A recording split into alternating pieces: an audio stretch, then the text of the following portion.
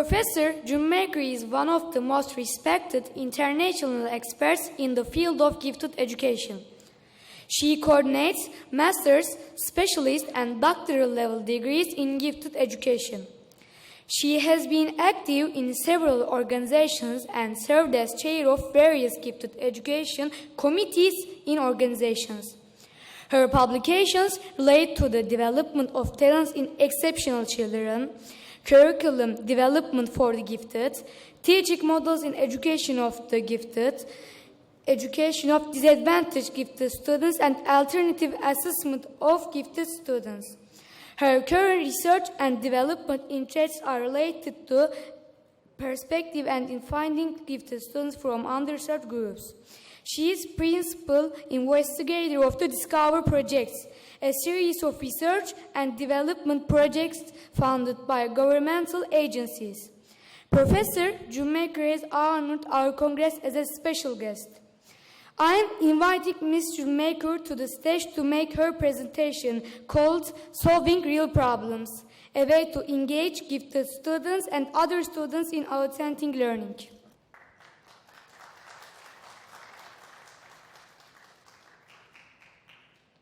Thank you for those great introductions. I was just telling the students that I am so happy that they're involved in the conference. It's a good experience for them, and it's also a good experience for us to be with them, to remember why we are here. So I visited the Techton School the day before the conference started, and the thing that impressed me the most was that on the walkway, as you go into the door of the school, the very last section of the walkway says, "You are loved." The last step on the walkway says, "You are the reason we are here." So I'd like to also say that to you. You are the reason I am here.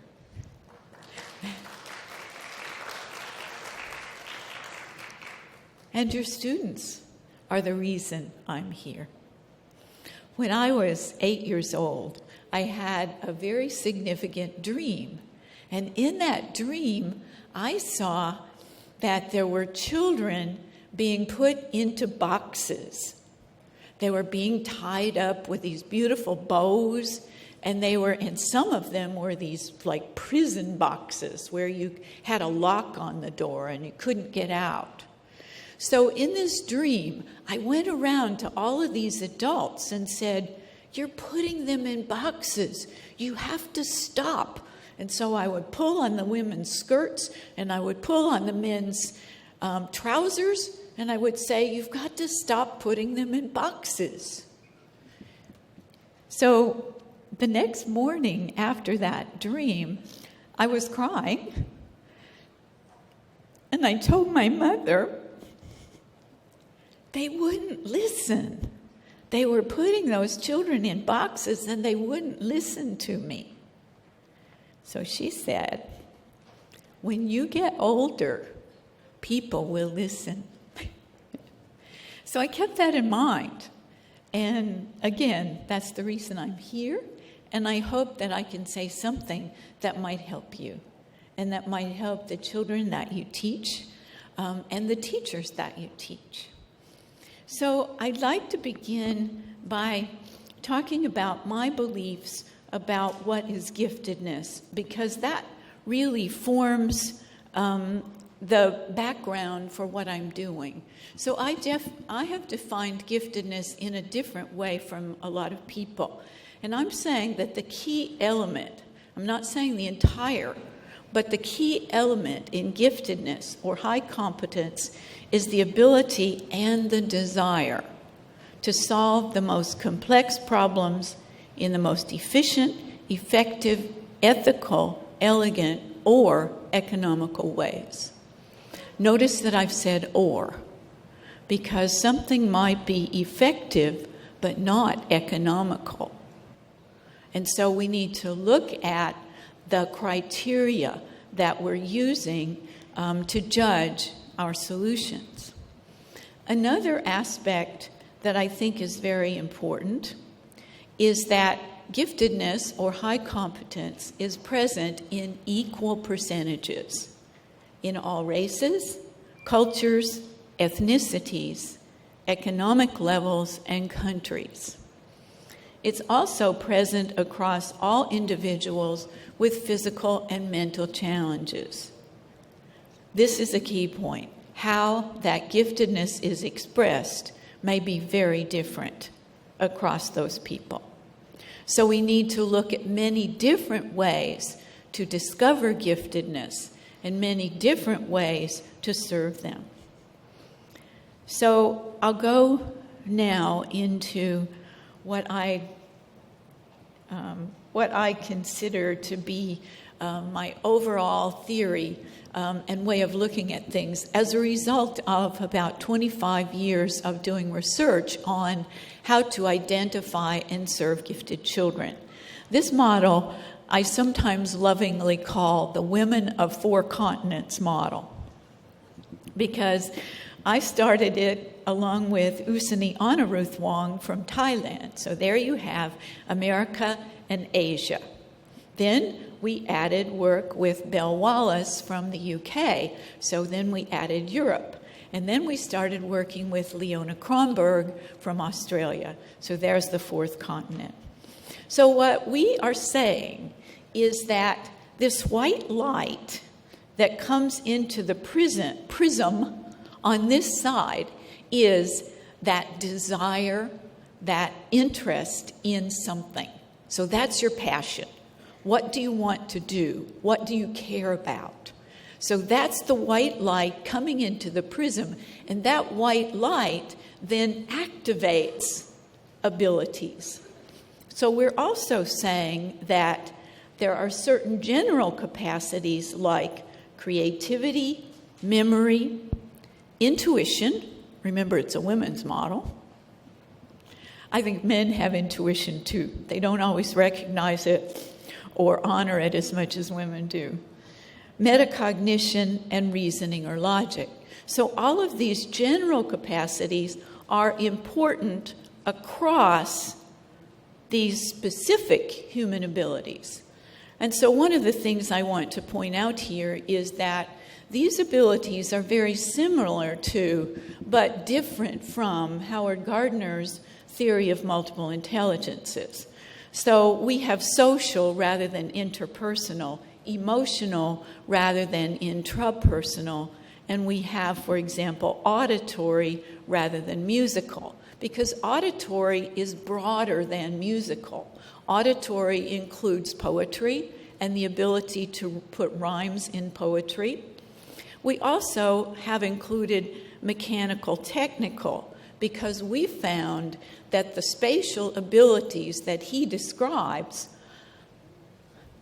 describe a wide variety of visual spatial abilities.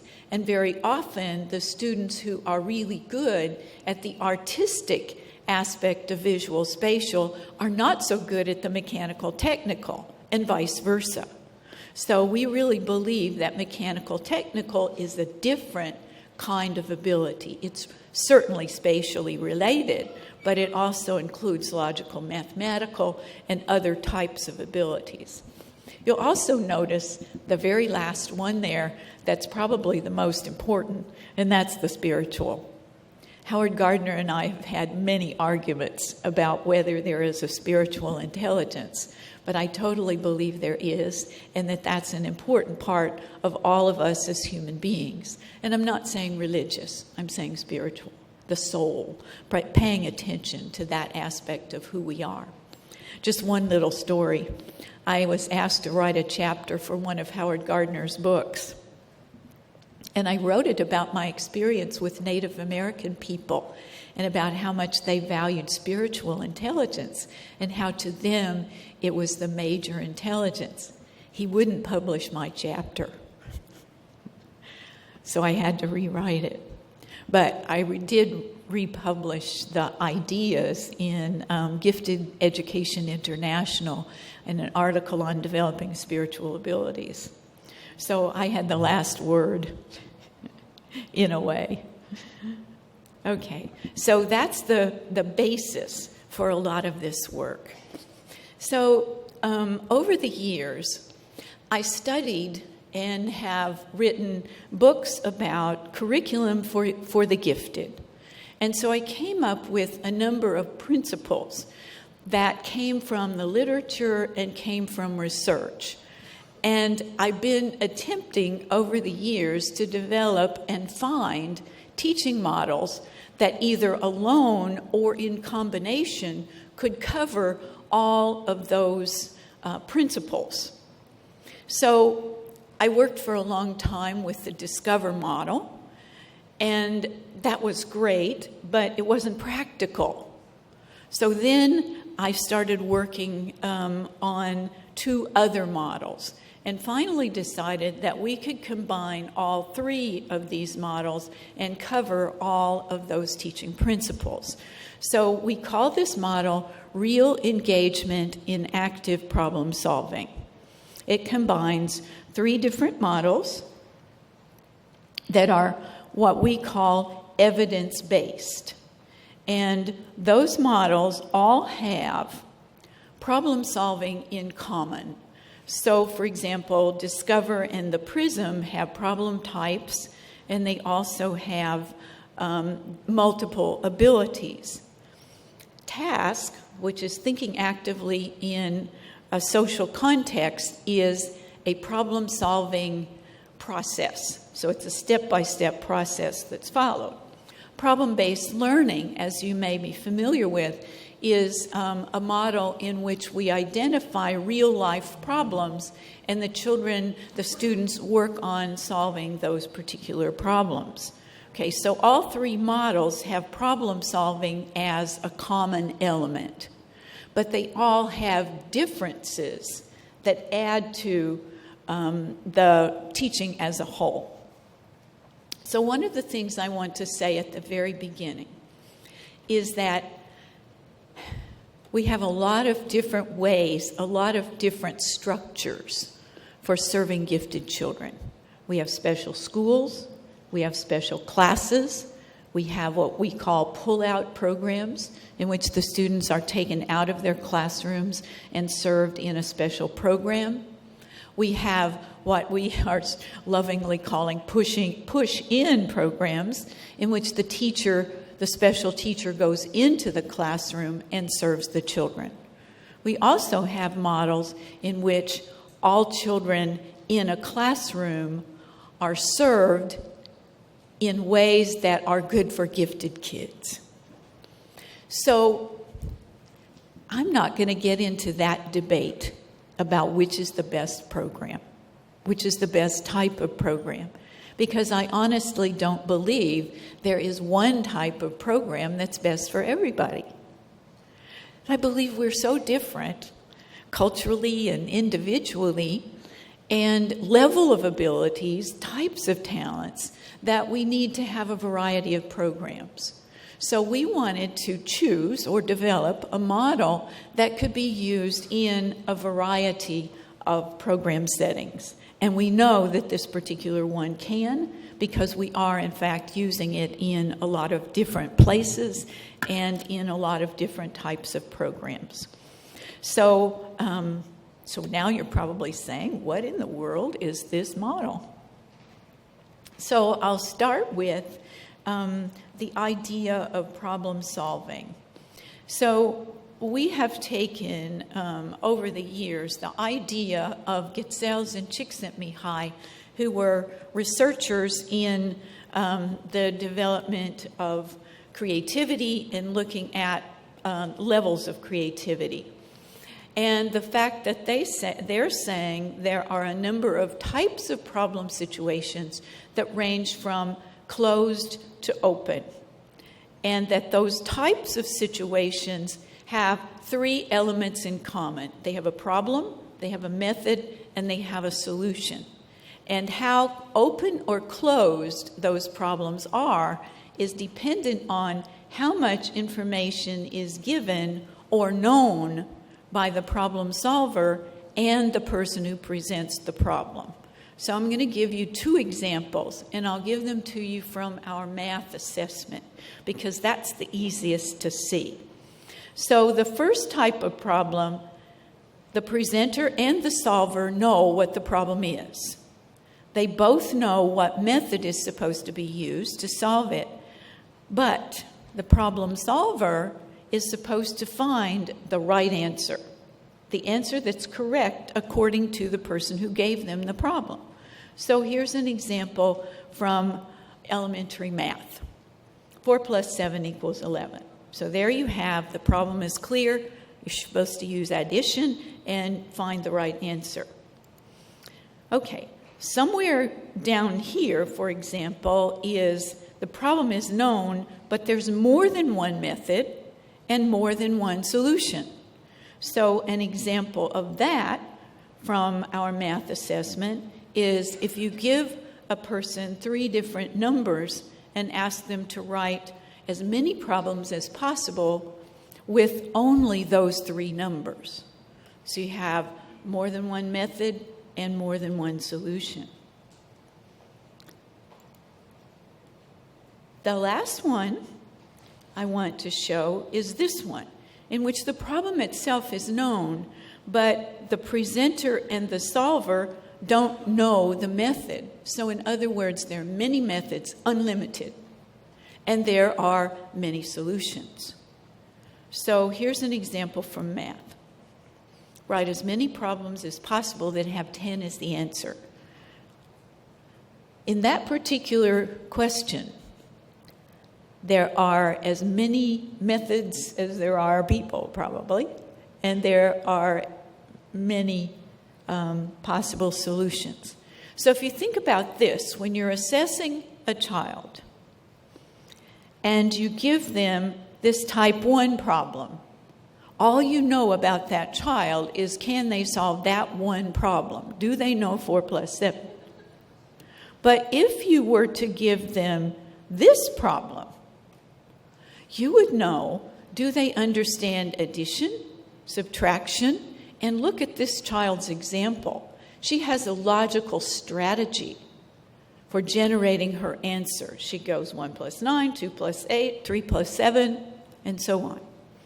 So if you look at these types of problems, the first 2 types are achievement-related and knowledge-related. But the last types are creativity. Those involve both knowledge and the ability to generate new solutions and new ideas. So what I'm saying is that giftedness and problem solving involve knowledge and creative application of that knowledge.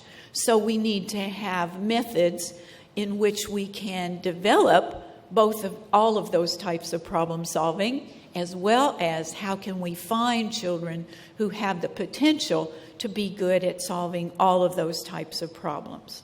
So in the REAPS model, we encourage teachers to use all of those problem types. But I'll show you too that we also suggest that the teachers use, went to the wrong one. Problems that are ill-structured. So this would be that type 5 problem where you tell them what the problem is or the problem situation, but they come up with the possible answers and possible solutions. But also to make it real to them and to select problems that they're concerned about, problems that come from their world. So here's one for primary. This one is a problem that was presented to it's not coming up. Okay. Well, I'll tell you what it is. It's, okay, there it is.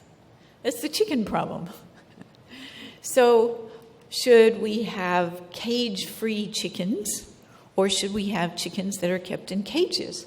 So I don't know how it is in Turkey, but in the United States and in Australia, where this one was done, there's a lot of controversy about whether the chickens should be kept in cages or whether they should be free range. And many people believe that the eggs from the free range chickens are better than the eggs from the chickens that are not free range. But they also believe that it's better for the chicken. So we have in these situations, the children take a point of view of a stakeholder. So let me find the stakeholder. So in this case, we have the stakeholders were the cage-free farmers, the free-range farmers, the consumers, and the chicken. So the children developed a solution from the point of view of one of those stakeholders. So that's one example for young children. Again, something that they can relate to. Another problem for older students that was also done at the school in Sydney, an elementary school we're working with from grade 1 through 6. An earthquake on the Solomon Islands in 2013 was a disaster. The United Nations feels something needs to be done to prevent another tragedy. The question is, how can you help the people of the Solomon Islands prepare for and minimize the effects of earthquakes? So this kind of problem not only helps them understand the process of earthquakes, what causes earthquakes, and what are the results of earthquakes, but it also activates their passion, their understanding of people, and their desire to do something to change their world, or at least to help the plight of other people. So the children in that particular case created models of earthquake-proof earthquake-proof and cyclone-proof boathouses and homes, and they created plans for the government to teach people about the effects of earthquakes and how to prepare for them. So again, the idea is to present them with a problem that they can solve from points of view that is also connected to the school curriculum. One other thing that I would like to say about this is that if you have your classes divided according to content areas, teaching in this way would require cooperation among the teachers. So, for example, you might have a history teacher who is teaching about disasters in the past. You would have a science teacher who teaches about the process of earthquakes. And then you have your literacy involved, because the problem-solving model that we use, remember I said there are 3 models. The other one is thinking actively in a social context. So this is a model that was developed by Bell Wallace in the UK. And I like it because it's in a circle. Another reason why I like it is that it works very well in education. And it also includes something that's really important. And, well, it includes several things that are very important. But one thing that I want to talk about here is that it always requires that the students communicate their solutions to a real audience, to the extent possible. That real audience could be an audience of their peers, but it could also be the community. So I'll just give you one example here. This is a program that, oops, that's the wrong one, sorry. This is a program that we did in Mexico, and the students worked on the problem of well, I'll tell you what they did. They went around their home community and they collected trash. And then they analyzed that trash to see what was thrown away the most, what kind of trash was polluting their environment the most. And they found that it was plastic.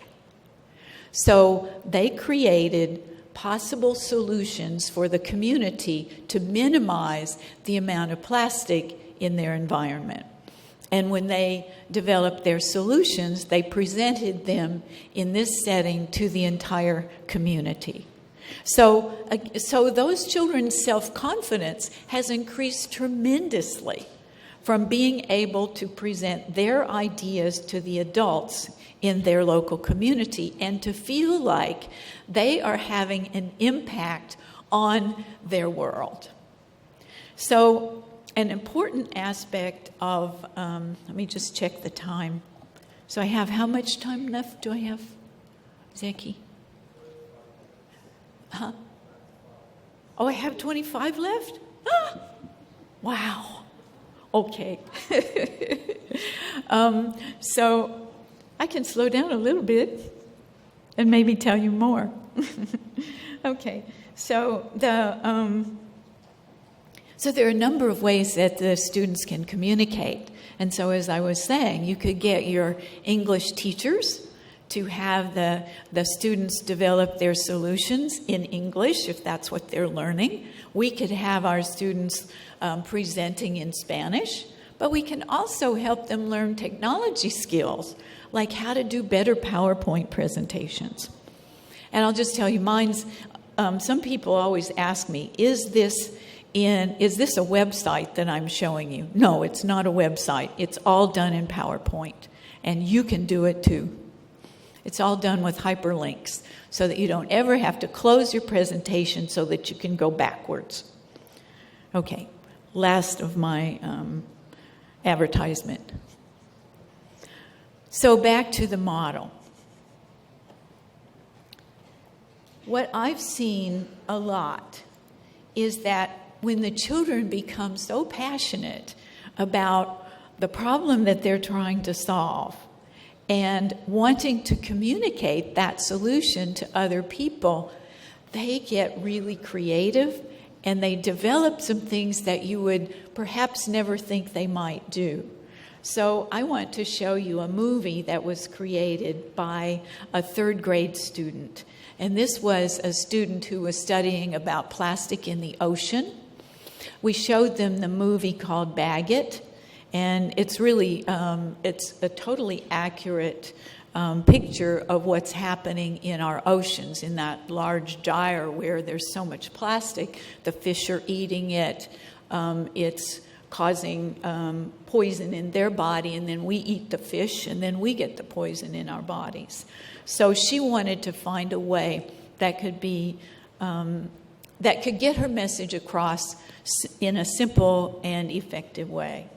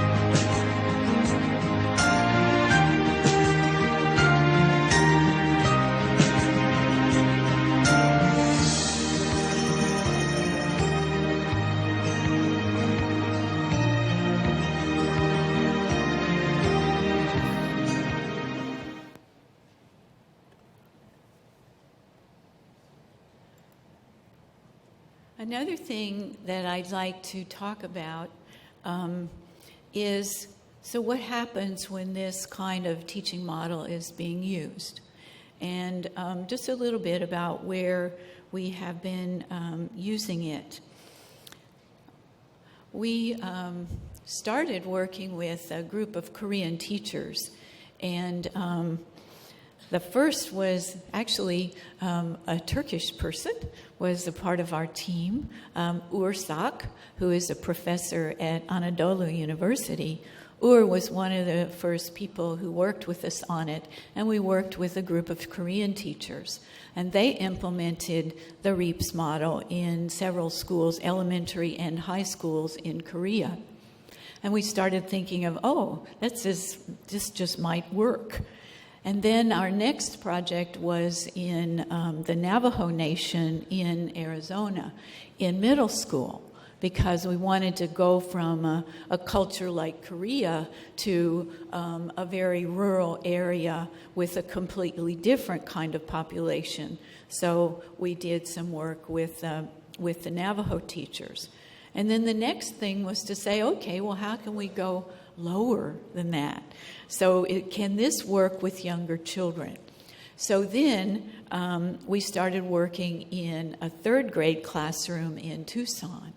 And several, Semai is there, Semai Tan, worked in that third grade classroom, helping us to collect data as well as work with the kids. And so did Shule. Shule Gusiter worked there in that classroom as well.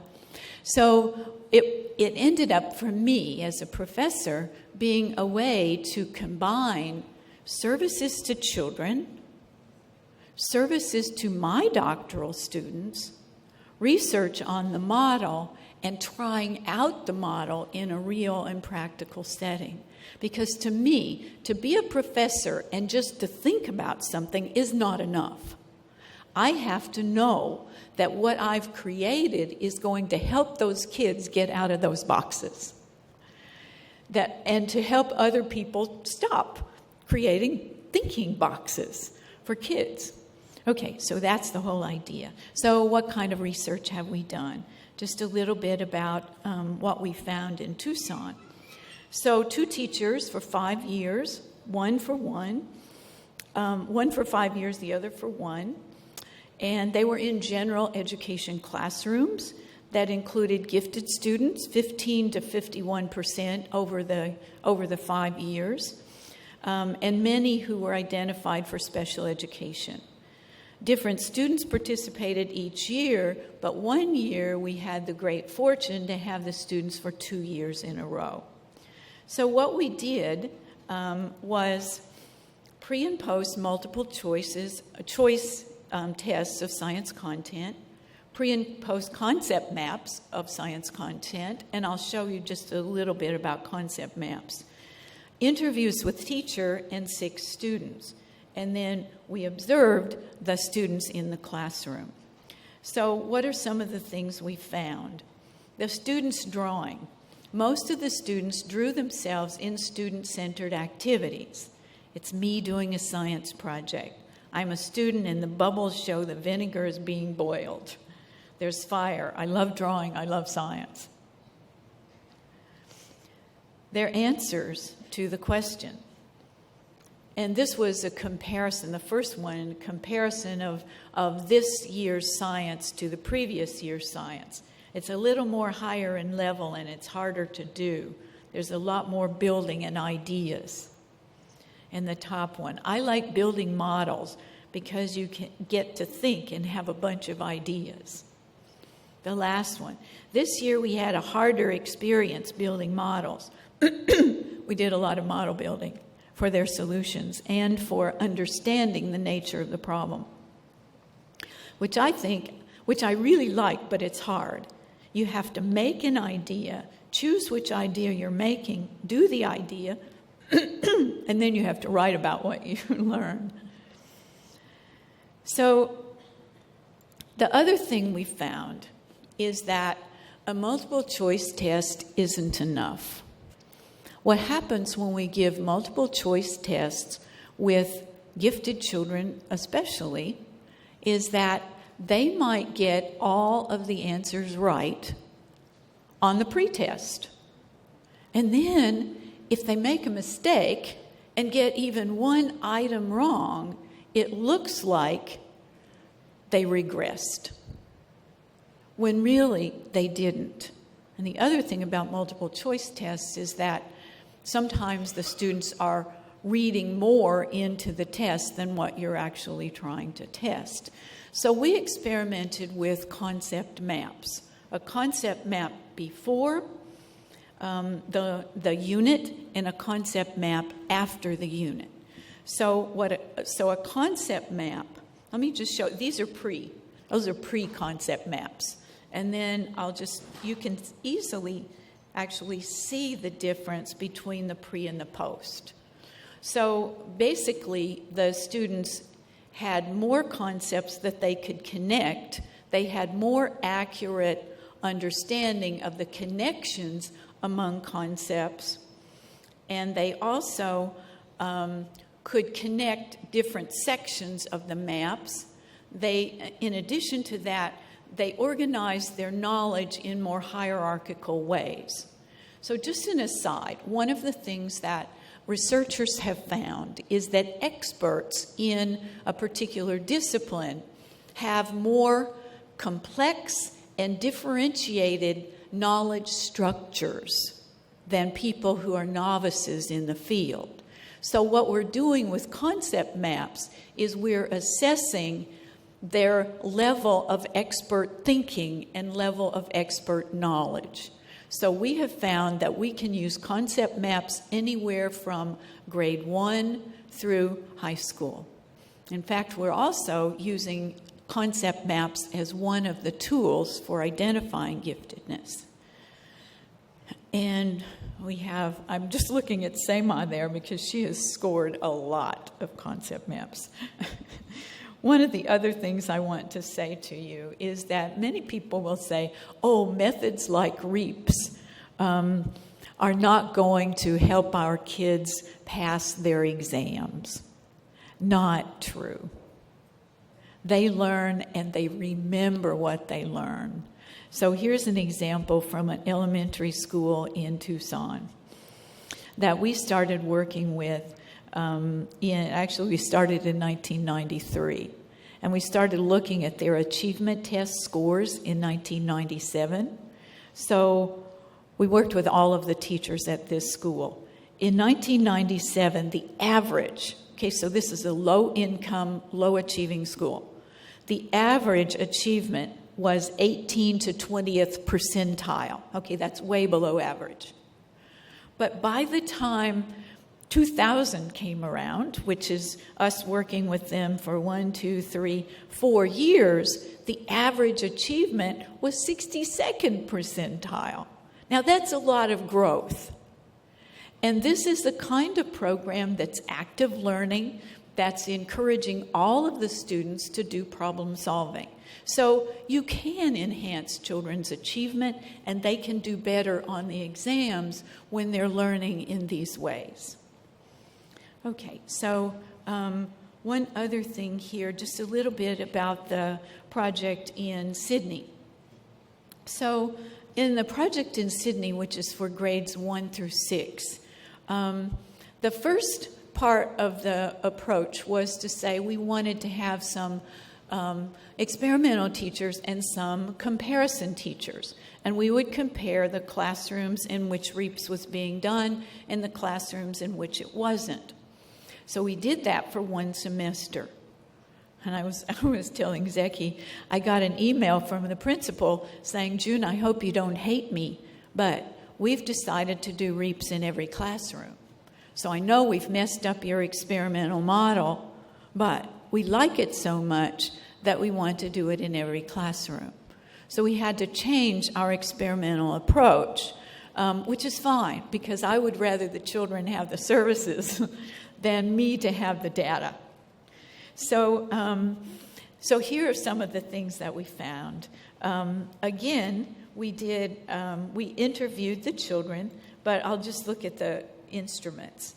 A test of general creativity, a test of scientific creativity, concept maps, creative problem solving in math, and the students' perceptions of REAPS. So again, it was similar to what we did with in Tucson. It's the last 5 minutes. Okay. So again, drawings, a happy teacher, a contented and involved student, the task wheel, and independent learning. That's how a lot of the students characterized their experience. Some student answers: I liked finding out about the world, researching, finding out solutions about the problem finding. It's quite fun and you want to keep on doing it. I liked working with other people and thinking of ideas. And this one I love. I felt great about myself because I think I can do right things with the REAPS project. Another test that we did was a test of creative problem solving in science, in which the students looked at different pictures, that had environmental problems in them. And they were to list all of the possible problems that they could see in those. And then another part of the assessment was to give them pictures of flowers from the Sydney area and ask them to group them according to the ways that they're alike. So what we found with the scientific creativity is that the number of problems, solutions, and groupings, fluency, let me just, wait a second. So at the top is the overall finding. Creative problem solving in science was significantly higher on the post-test for the students in the classrooms with REAPS. This was before it went to the school-wide. And this one was for a longer duration, and that was a very high significance level. The number of solutions and problems and groupings was not significantly different, but the flexibility was, the amount of detail in their lists, and the originality of the solutions they gave to the problems was different. We found differences in their concept maps. So here's an example of a pre-test. So examples were significantly different, and this is the implementation classrooms. Cross-links, which is an indication of their creative thinking and seeing different kinds of connections. Propositions would be the number of connections that are correct that they saw, but we didn't see differences in the hierarchy. And let me show you then a post-concept map from that same student. So just by looking at it, you can see that there were definitely differences in the pre and post for that child.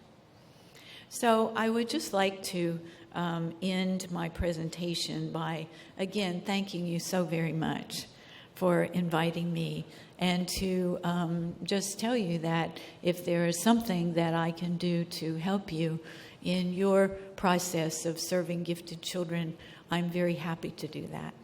And thanks so much for coming. Maybe they have some questions.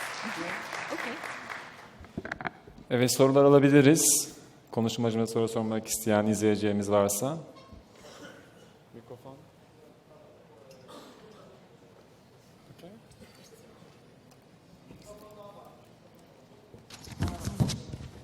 Talha Keleş, Bursa'dan katılıyorum. Hocam, şimdi özel yetenekliliğin anahtar öğesini bireylerin kompleks problemler çözme yeteneğini oluşturduğunu belirttiniz. Bu durumda PISA matematik okuryazarlık soruları bu problem çözmeye hizmet etmekte midir?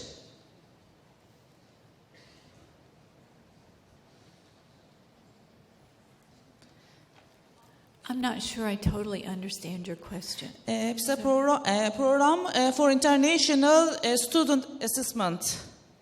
Mathematic literacy. Oh, so now I'll listen in English. Yes. She just told me she's asking me a question in English. No? Sorum şu. Özel yetenekliliğin anahtar öğesini bireylerin kompleks problemleri çözme yeteneğini oluşturduğunu söylüyorsunuz. Bu durumda PISA, matematik okuryazarlık soruları bu problem çözmeye hizmet etmekte midir? Oh, okay. Okay, I'm not as familiar with the math section of PISA as I probably should be, but one of the difficulties I have with a lot of the international and national testing is that very often the students' mathematical ability is being assessed through their verbal ability. So instead of giving them mathematical problems, they're often being given verbal problems. But the other aspect of most, she needs to have a headset, so she. Okay. But the problem with most standardized tests is that they don't assess complex problem solving.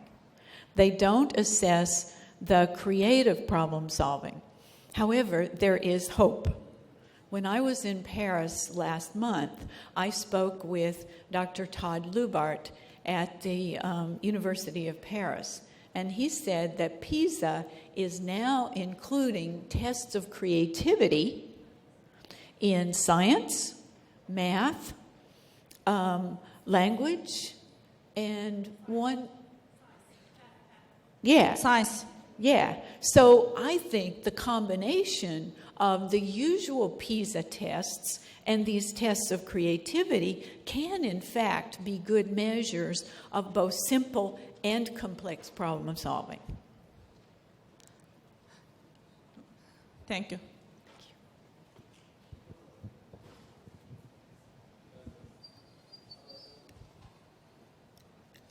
Nasıl olsa çeviren var, lüksünden yararlanayım. Arada çok çabuk geçti. Kuramsal temeline biraz inmek istiyorum. Orada bir tablonuz vardı. Çoklu zeka, triyarkik teori ve bir teori daha. Modelinizin dayandığı karşılaştırmalar olarak gittiğinizi düşünüyorum. Benim odaklandığım yer triyarkik teori. Onu biraz açabilir misiniz acaba?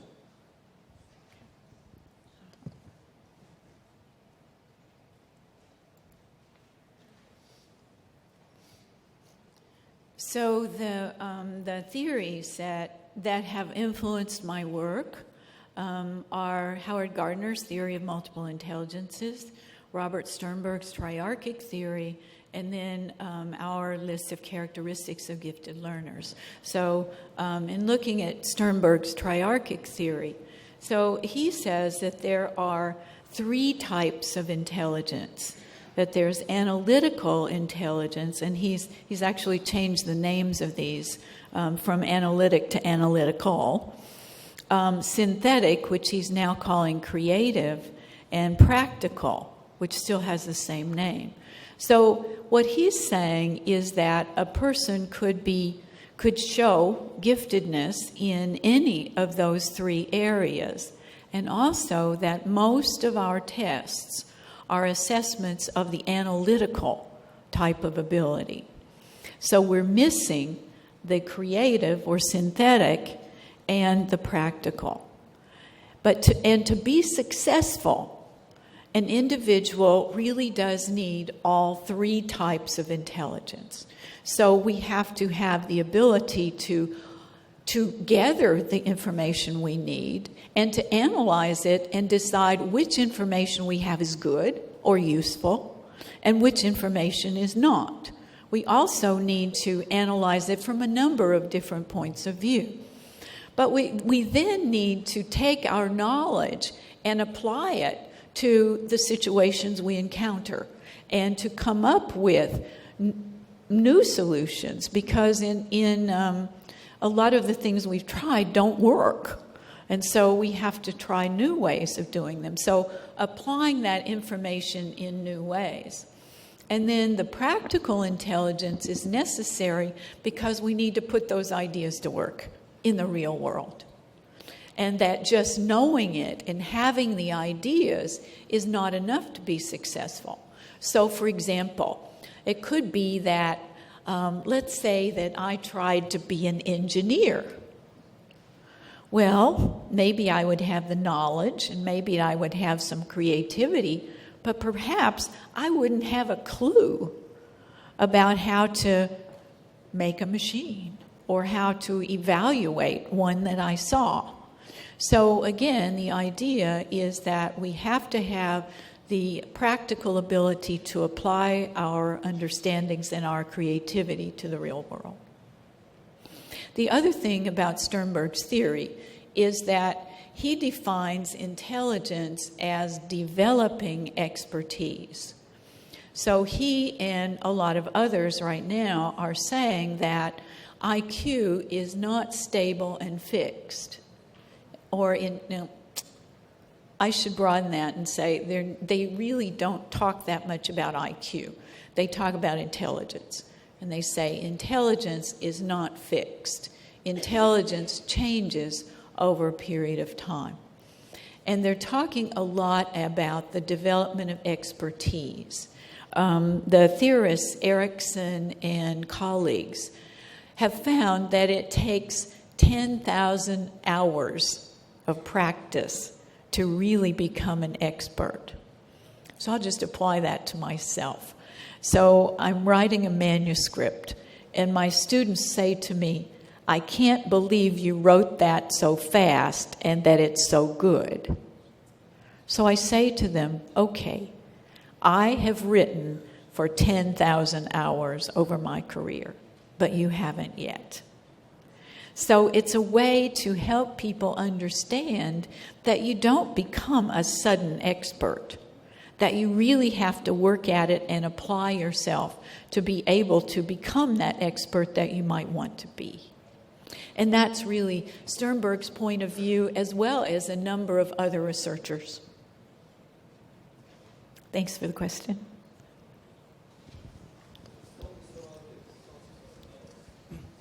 İyi günler hocam. Adnan Menderes İlkokulu, Kayseri'den, Sertan Ballı. Hocam şunu soracağım. Siz üstün yetenekleri tanımlarken karmaşık problemleri en etkili, en ekonomik ve en pratik şekilde çözebilen öğrenci diye tanımladınız. Şimdi biz yaptığımız etkinliklerde sistem etkinliklerini ön plana çıkarmaya çalışıyoruz. Orada işte bilim, sanat, teknoloji ve mühendislik gibi disiplinleri bir araya getiren eğitim modelleri üzerinde şu anda yaygın bir şekilde çalışıyoruz bu konularda. Şimdi bu birden fazla karmaşık problemlerin içerisine bunu entegre edecek bir sisteminiz var mı? Yoksa bu sistemle ilgili nasıl bir öngörünüz olabilir?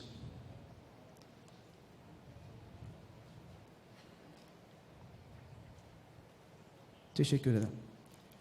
Well, a lot of the work that we have done with the REAPS model has been in science and technology and math.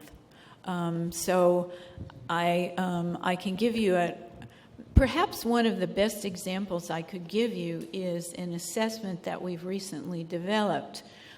We're just finishing a project that was funded by our National Science Foundation, in which our task was to create ways to identify students from STEM areas who are from underserved populations.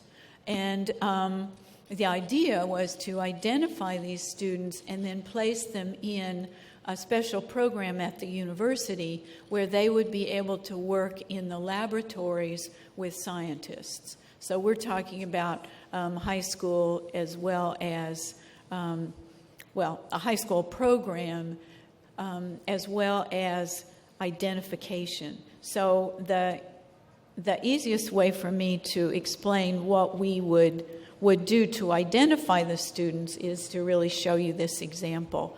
So this is our mechanical technical assessment. So the first one is a closed problem, which is that right answer, one way of doing it. So we show them a picture of a gearbox. They have a box of materials that they can use to make things. We show them that picture, they make it, we take a picture of it. The next, and this is a student, they're working in small groups. The next task is for them to choose one of these models. So they have a picture of two different vehicles, and they choose one of those vehicles. The card shows them what parts they need for that vehicle, but doesn't tell them how to put the parts together. We also show them some things about how to use the remote control aspects of the materials. So this is that middle type of problem that we call semi-open, where the students are actually learning about the materials and they are applying them to a certain extent. The next task that they get in that assessment is to make a machine that moves by using the remote and motors. So, and to make something different from what they made before.